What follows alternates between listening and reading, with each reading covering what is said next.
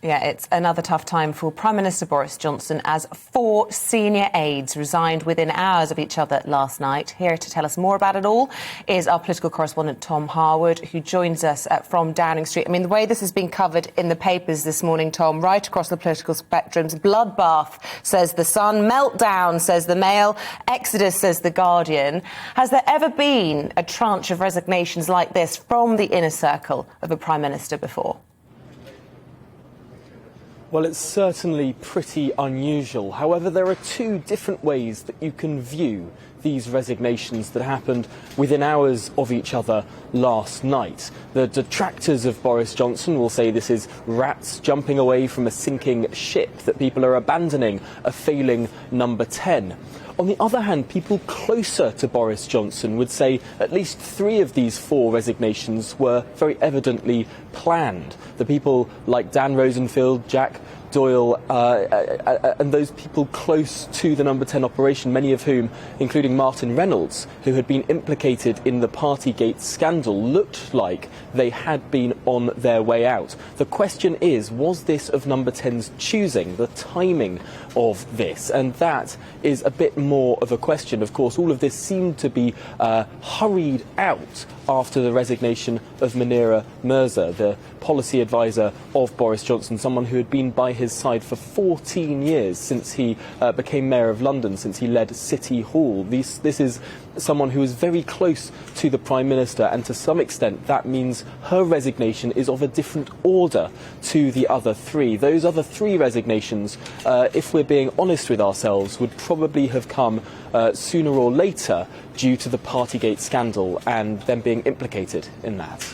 OK, so if that wasn't difficult enough for the Prime Minister, interesting the distance Rishi Sunak was putting between himself and his boss yesterday when he was giving a press conference trying to talk about this package that he's unveiled to help with the cost of living, but being asked about the Jimmy Savile comments. Absolutely, and the Chancellor putting some distance between him and the Prime Minister. Of course, Rishi Sunak did say he was glad that the Prime Minister went on to clarify those comments, saying, of course, that Sir Keir Starmer wasn't personally involved in the prosecution attempts of Sir Keir Starmer, but that Sir Keir Starmer did in 2013 apologise for the failings within the Crown Prosecution Service which he run. So there is a bit of nuance to this take, although that nuance was not enough for Munira Mirza, someone who had asked the Prime Minister to personally apologise for the confusion caused by his earlier comments on Monday. Not just a clarification, but an apology too. The clarification came, the apology didn't, and that wasn't enough for Munira Mirza. But of course, some distance being created between the Prime Minister and the Chancellor. It's interesting to note, actually, how close some of those who have been causing some consternation around this have been to the Chancellor. Of course, Munira Mirza's husband was one of those people who got the Chancellor into politics in the first place, so they may be fairly close political allies on this. I think there's one further thing to say about how Tory allies within the Parliamentary Conservative Party have been taking this. Of course, back at the start of the week, they were promised changes in number 10. One of the things that Boris Johnson promised was greater policy input from Conservative MPs, was changes at the top of his operation, was a change in the way that number 10 was run. Well, we've seen personnel changes today. They just might have come a little bit sooner than Boris Johnson was expecting. See, Tom, I was all ready to wrap the chat, but then you're so good at your job, you've got me intrigued and I want to know more. So Munira Mirza got Rishi Sunak his job, or her husband did? Explain.